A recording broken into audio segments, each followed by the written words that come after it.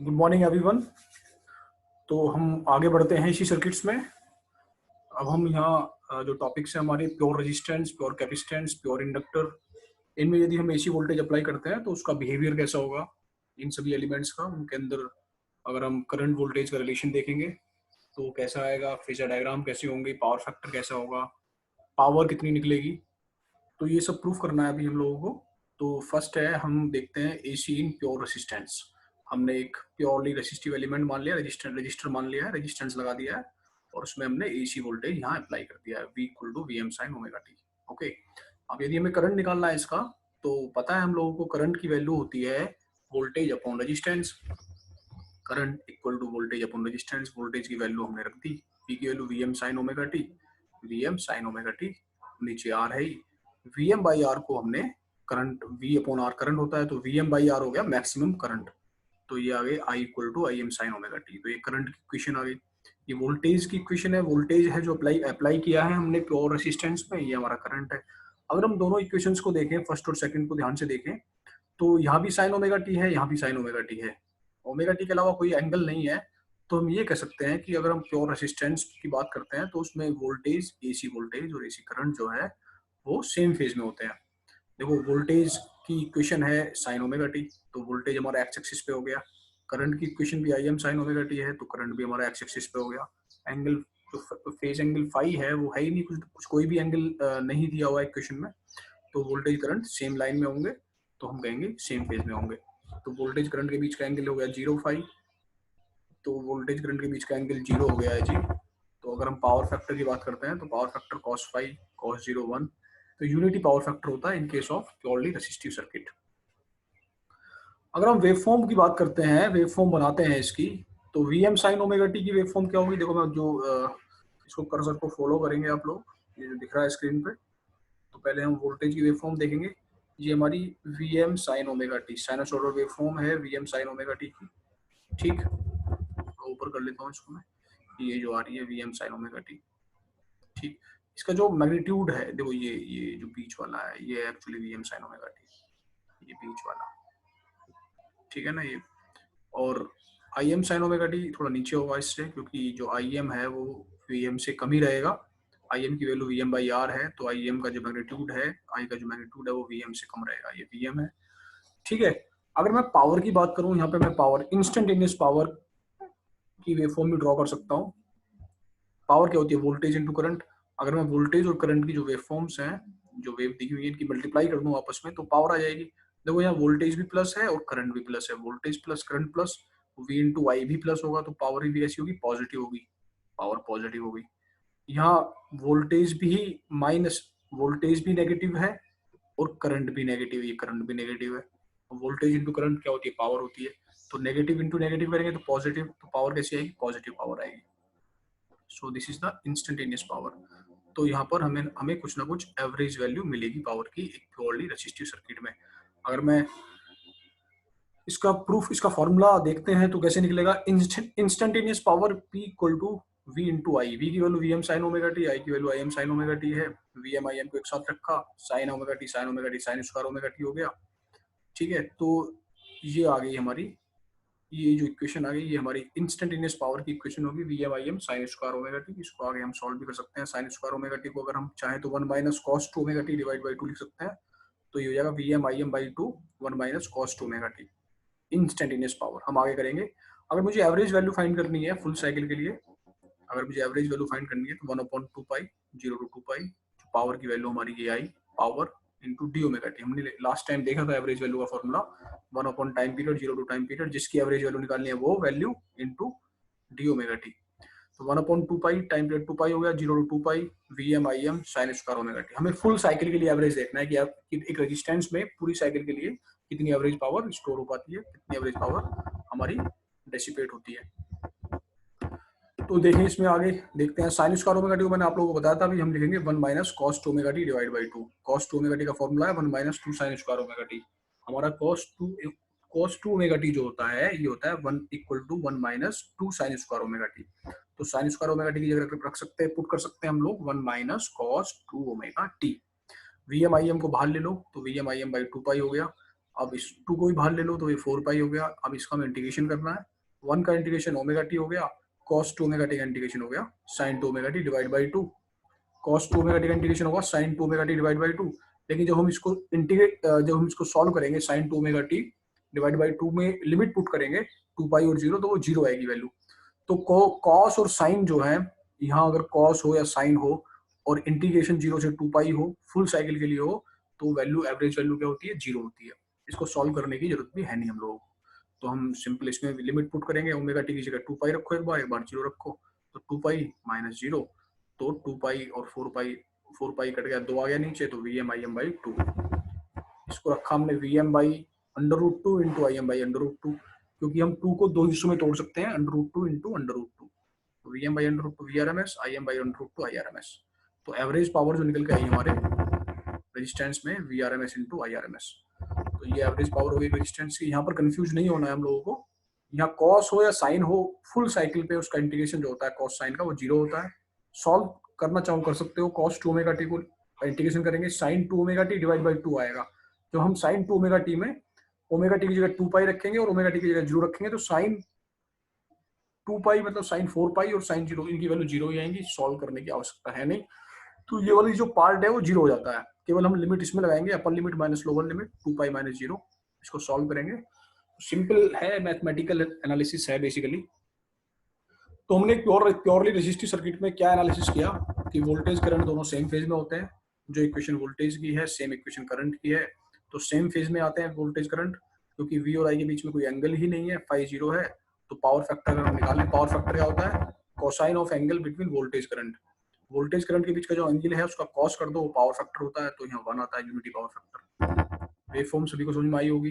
Voltage की current की multiplication करेंगे तो पावर की बनेगी, तो वोल्टेज करंट प्लस है हाफ साइकिल में, तो पावर भी प्लस।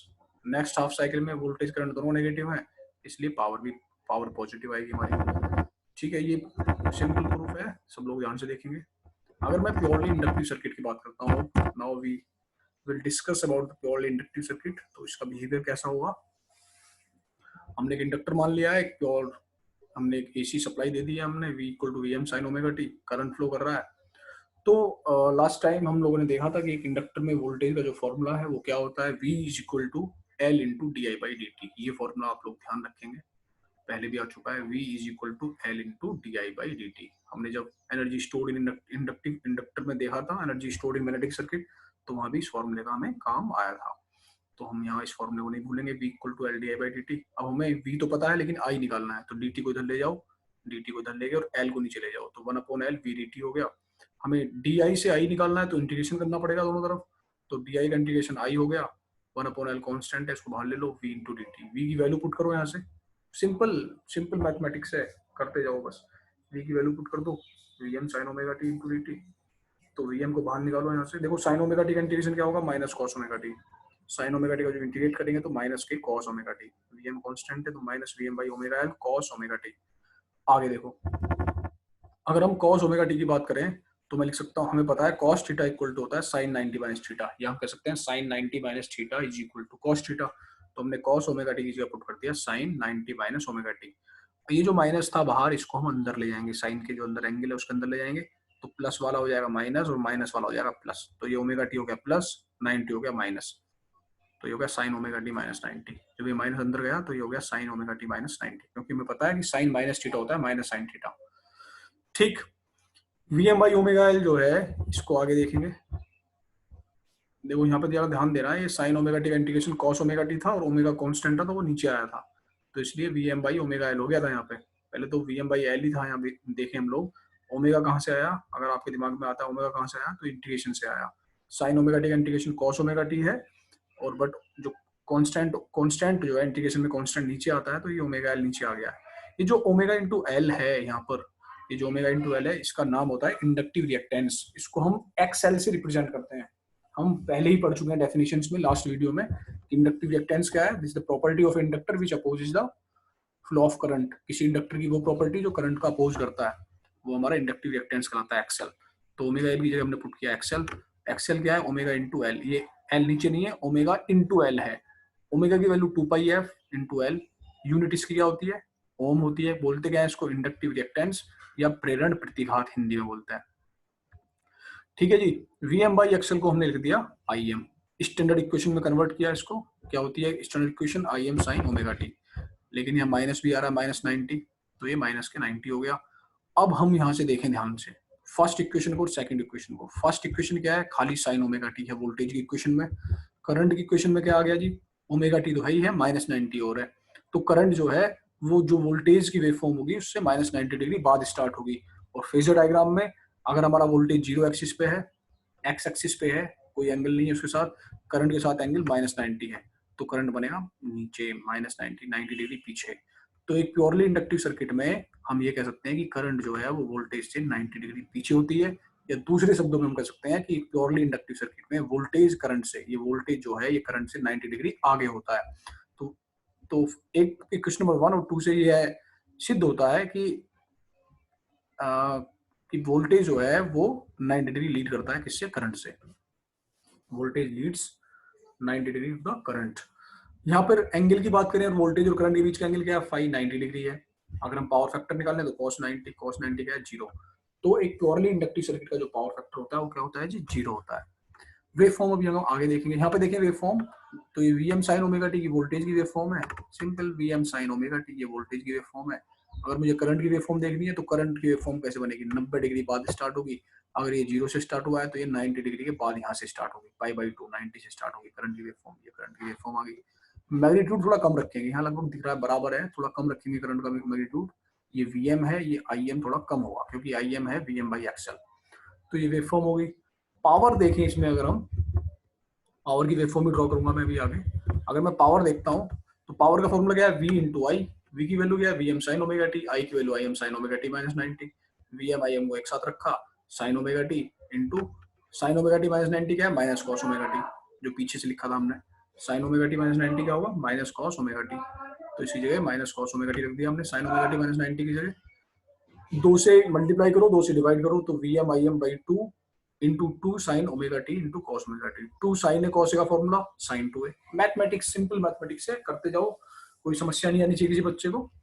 तो ये 2 साइन है कॉस, 2 साइन है कॉस का फॉर्मूला हो गया साइन 2 है, तो इसकी जगह 2 साइन है कॉस की जगह हमने साइन 2 रख लिया है। Vm Im बाई 2 साइन 2 ये आ गया हमारा पावर, इंस्टेंटेनियस पावर आ गई। एवरेज निकालें यदि इसका तो क्या होता है, लिमिट लगा दो 0 से 2 पाई 1/2 पाई, और Vm Im बाई 2 कॉन्स्टेंट इसको बाहर ले लिया, तो Vm Im बाई 2 1/2 पाई, 0 से लेकर 2 पाई साइन 2 ओमेगा टी। फिर साइन 2 ओमेगा टी है, इसका इंटीग्रेशन करेंगे क्या आएगा, minus cos 2 omega t divide by 2। फिर लिमिट लगाएंगे 0 से लेकर 2 पाई। देखो यहाँ साइन हो या कॉस हो, अगर पूरी साइकिल के लिए इंटीग्रेशन कर रहे हैं हम लोग तो वैल्यू क्या आएगी, 0। सॉल्व भी नहीं करना है, अगर चाहो तो कर सकते हो सॉल्व इसको, मैंने क्लास में सॉल्व कराया है, आपके नोट्स में होगा। साइन 2 ओमेगा टी का इंटीग्रेशन होगा cos 2 omega t divide by 2 minus cos 2 omega t divide by 2। Cos 2 omega t में जो लिमिट रखेंगे हम लोग 4 पाई और 0, 4 पाई की वैल्यू -1 आएगी, 0 की वैल्यू +1 आएगी, 4 पाई की वैल्यू आएगी -1, 0 की +1, तो कैंसिल हो जाएंगे। एवरेज पावर की वैल्यू क्या आएगी, 0 आएगी। मैंने कहा था कि इसमें पावर का अगर हमें इक्वेशन वेवफॉर्म भी ड्रॉ करनी है, जैसे ये वोल्टेज है Vm साइन ओमेगा टी, ये हमारी वोल्टेज है Vm साइन ओमेगा टी। अगर मुझे करंट देखनी है तो करंट वोल्टेज से यहाँ से स्टार्ट होगी 90 डिग्री बाद, ये करंट की वेवफॉर्म है, ये वाली करंट की वेवफॉर्म। मैंने इसके अलग अलग पार्ट कर लिए हैं पावर की वेवफॉर्म बनाने के लिए। एक हिस्सा ये कर लिया है π/2 तक, अगला 90 डिग्री वाला प्लस 90 डिग्री वाला हिस्सा ये वाला, फिर अगला 90 डिग्री वाला। अलग अलग हिस्सों में वोल्टेज और करंट की मल्टीप्लाई कर रहा हूँ मैं। देखो पहले वाले हिस्से में यहाँ से यहाँ तक वोल्टेज तो पॉजिटिव है, लेकिन करंट कैसा है, करंट हमारा नेगेटिव है, तो positive into negative, negative, power आ गई नेगेटिव। पावर कैसी आ गई, नेगेटिव। ठीक, अगले हिस्से में देखो वो करंट हमारा पॉजिटिव, ये करंट पॉजिटिव, ठीक, वोल्टेज भी हमारा यहाँ से लेके यहाँ तक पॉजिटिव, तो पॉजिटिव इंटू पॉजिटिव, पॉजिटिव, तो पावर कैसी आ गई, पॉजिटिव आ गई, ये आ गई पॉजिटिव। नेक्स्ट वाला हिस्सा देखें, यहाँ करंट तो है पॉजिटिव, ये करंट तो है पॉजिटिव, लेकिन वोल्टेज कैसा है इस वाले हिस्से में, ये वोल्टेज, वोल्टेज है नेगेटिव, तो positive current negative voltage, positive negative negative, तो पावर आ गई नेगेटिव। तो ऐसी होती जाएगी। तो हम देखो यहाँ पे एवरेज हमारी 0 निकली है ना, अगर हम एवरेज देखें आधे हिस्से में पावर नेगेटिव आती है, नेक्स्ट हिस्से में पावर पॉजिटिव आती है, फिर नेगेटिव आती है, फिर पॉजिटिव। तो पूरी साइकिल के लिए कंप्लीट एवरेज पावर देखें फुल साइकिल के लिए तो 0 होगी, सीधी सी बात है, नेगेटिव जितनी नेगेटिव उतनी पॉजिटिव है। तो कंप्लीट साइकिल के लिए 0 से लेकर 2 पाई तक, 0 टू 2 पाई तक हम पावर देखें तो क्या आ गई, हमारी वैल्यू 0 आ गई। तो इस तरीके से हम पावर निकाल सकते हैं इसमें। अब हम देखते हैं AC in pure capacitance. Pure capacitance की बात करें तो इसमें हमने एक एसी सप्लाई लगा दी, V equal to VM sine omega t, current flow करने लगा है कैपेसिटर में। अब कैपेसिटर के लिए हमें फॉर्मूला पता होना चाहिए, I equal to C into d V by D t. Formula निकला कहाँ से? हमें पता है आई होता है, देखो ध्यान देना जरा, साइड में आप लिख सकते हो अपना पेन लेके। हमें हमें पता है आई इज इक्वल टू होता है D Q by D T, rate of change of charge. I equal to D Q by D T होता है, और क्यू होता है C into V. I equal to D Q by D T और Q होता है C into V, तो हो गया I is equal to D C V by D T, और सी कॉन्स्टेंट है उसको बाहर निकाल लो, तो ये आ गया I equal to C into D V by D T. ठीक है, v की वैल्यू पुट कर दो यहाँ पे, V M sine omega t put कर दिया मैंने, V M sine omega t, differentiation कर दो, V M sine omega t का वी एम कॉन्स्टेंट है, साइन ओमेगा टी का डिफरेंशिएशन होगा कॉस ओमेगा टी, और जो ओमेगा कॉन्स्टेंट है वो आ जाएगा मल्टीप्लाई में, तो ये आ गया we M into C omega cos omega t. ठीक है ना, वी एम कॉन्स्टेंट था, सी कॉन्स्टेंट बाहर है ही, और ओमेगा भी आ गया मल्टीप्लाई में, यहाँ आ गया, और साइन का हो गया कॉस। ठीक, हम कॉस को कैसे लिख सकते हैं? Sine 90 plus theta cos theta होता है, तो यही काम किया हमने, sine 90 plus theta is equal to cos theta. ठीक है जी, तो ये क्वेश्चन की V M into C omega into sine omega D plus 90। अब ये जो सी ओमेगा है इसको मैं एक अलग तरीके से लिखता हूँ, अगर मैं इसको चाहूँ तो यहाँ पे 1 सी ओमेगा लिख सकता हूँ। 1 सी ओमेगा जब ऊपर जाएगा तो सी ओमेगा हो जाएगा, तो ये V M into C omega और ये V M upon 1 C omega एक बात है। ठीक है ना, into sine omega T plus 90 as it is आ गया। 1 सी ओमेगा मैंने हम पढ़ चुके हैं डेफिनेशंस में लास्ट टाइम। 1 सी ओमेगा की वैल्यू क्या क्या होती है? एक्सी, जिसको बोलते हैं कैपेसिटिव रिएक्टेंस। एक्सी होता है 1 सी ओमेगा। ठीक है, तो 1 सी ओमेगा 1/2 पाई एफ सी, इसे बोलते हैं कैपेसिटिव रिएक्टेंस। ठीक है, वी एम बाई एक्सी को हमने आई एम पुट कर दिया, ये हमारी मैक्सिमम करंट हो गई। तो इक्वेशन क्या आ गई करंट की? I equal to I M sine omega T plus 90। तो यहाँ से क्या दिख रहा है? हमारी करंट जो है वो प्लस 90 पर है, वोल्टेज जीरो एक्सिस पे 0 डिग्री पे है, तो करंट का है प्लस 90 पे। देखो वोल्टेज हमारा फेजर डायग्राम में, वोल्टेज 0 डिग्री पे है, तो करंट कहाँ है? वोल्टेज से 90 डिग्री आगे, यहाँ प्लस 90 आ रहा है इसलिए। ठीक है, तो एक प्योरली कैपेसिटिव सर्किट में करंट वोल्टेज से 90 डिग्री लीड करती है, या वोल्टेज करंट से 90 डिग्री लैग करता है। ओके, वेव फॉर्म देखें इसकी हम। वोल्टेज तो simple V M sine omega t 0 से स्टार्ट हुआ है। करंट जो है वो 90 डिग्री पहले स्टार्ट होगा, बाद में नहीं, प्लस 90, तो 90 डिग्री पहले इधर से स्टार्ट होगा प्लस 90। देखो इधर डॉट डॉट डॉट डॉट बनाएंगे हम यहाँ से, इधर से स्टार्ट होगा करंट, फिर ऐसे जाएगा। ठीक है ना, ये करंट की वेव फॉर्म होगी। लास्ट में करंट कहाँ से स्टार्ट होता? पाई बाई 2 से, यहाँ से स्टार्ट हुआ था। एक इंडक्टिव सर्किट में करंट हमारा यहाँ से स्टार्ट हुआ था ऐसे, लेकिन कैपेसिटी में करंट इधर से, इधर चलेंगे नेगेटिव साइड में 90, यहाँ से स्टार्ट होगा ऐसे 90 डिग्री से। ठीक है, पीछे वाले को हम मिटा देंगे चाहे। तो ये वाली वेव फॉर्म होगी, पावर की वेव फॉर्म बनाएंगे आगे। हम पावर देखें तो power simple V into I, same तरीका है जैसे हमने इंडक्टिव सर्किट में किया है, बिल्कुल सेम प्रोसीजर है। V M sine omega t into I M sine omega T plus 90। ठीक है ना, sine omega T plus 90 cos omega T है। वी एम आई एम को एक साथ रखो, 2 से गुणा करो, 2 से भाग दो, 2 साइन ए कॉस ए बनेगा, 2 साइन ए कॉस ए हमारा साइन 2 ए होता है। ये आ गई हमारी इंस्टेंटेनियस पावर। एवरेज निकालना हो तो इंटीग्रेशन कर लगा दो, 0 से 2 पाई 1/2 पाई 1/2 पाई 0 से 2 पाई साइन 2 ओमेगा टी का, फिर इंटीग्रेशन करेंगे क्या आएगा? 0 आएगा, क्योंकि कंप्लीट साइकिल के लिए साइन और कॉस क्या होते हैं? 0 होता है। ठीक, एवरेज पावर इसकी 0 आ गई। अब यदि हम इसकी वो देखें, वेव फॉर्म देखें, तो वोल्टेज की वेव फॉर्म तो ये थी हमारी। ठीक, करंट 90 डिग्री पहले स्टार्ट हुआ होगा, देखो मैंने बताया था पीछे, करंट 90 डिग्री पीछे से स्टार्ट होगा ऐसे, पहले स्टार्ट, पहले मतलब पहले करंट आएगा उसके बाद वोल्टेज आएगा। तो करंट की इक्वेशन, करंट की वेव फॉर्म यहाँ से स्टार्ट होगी, ये करंट की वेव फॉर्म हो गई। पावर की देखें हम, इसके अलग अलग पार्ट कर लिए हैं, 90 डिग्री पे 90 डिग्री, नेक्स्ट 90, नेक्स्ट 90। तो पहले वाले 90 डिग्री में देखें हम लोग, वोल्टेज भी प्लस है, देखो वोल्टेज भी प्लस है और हमारी करंट भी प्लस है, तो वोल्टेज इंटू करंट पावर भी क्या होगी? प्लस होगी। नेक्स्ट में अगर हम देखें, वोल्टेज प्लस है, देखो वोल्टेज प्लस है हमारा, बट करंट क्या है? नेक्स्ट वाले में करंट हमारा नेगेटिव है, करंट माइनस है, करंट माइनस, वोल्टेज क्या? प्लस, तो प्लस इंटू माइनस क्या आ गया? माइनस, पावर क्या आ गई हमारी? माइनस आ गई। ठीक, नेक्स्ट हिस्से में देखें, वोल्टेज नेगेटिव, वोल्टेज नेगेटिव और करंट भी हमारा नेगेटिव, तो नेगेटिव इंटू नेगेटिव क्या आ गई हमारी? पॉजिटिव, पावर क्या होगी? पॉजिटिव, तो ये पावर की इक्वेशन होगी। तो इस तरीके से हम लोगों ने तीनों पढ़ लिए हैं, रजिस्टिव, इंडक्टिव, कैपेसिटिव। मैं ब्रीफ करता हूँ इसको एक बार। एक रजिस्टिव सर्किट में बात करें तो करंट वोल्टेज सेम फेज में होते हैं, और पावर फैक्टर कैसा होता है? पावर फैक्टर हमारा यूनिटी होता है, फाई की वैल्यू 0 होती है। पावर हमारी VRMS इंटू IRMS होती है। एक इंडक्टिव सर्किट में करंट वोल्टेज से 90 डिग्री पीछे होती है, लैग करती है।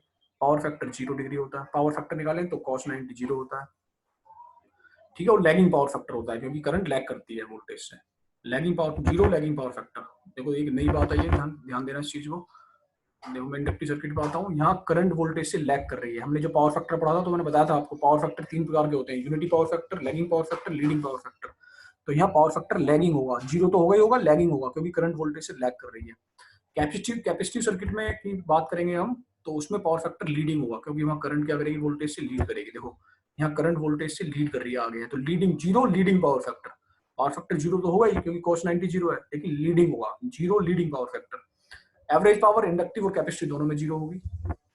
तो ये इसको आप सभी लोग ध्यान से देखेंगे एक बार, लास्ट टाइम पेपर में भी आया था। केवल फेजर डायग्राम बनाने के लिए आए थे 5 नंबर में पेपर में। चलो हम बंद करते हैं इसको। नेक्स्ट टॉपिक आप लोग RL circuit, RC circuit, RLC circuit पढ़ेंगे, उसके न्यूमेरिकल्स करेंगे नेक्स्ट वीडियोस में। रिवीजन टाइम में, ओके। तो बेस्ट ऑफ लक बच्चों, मेहनत करते रहो ऐसे ही।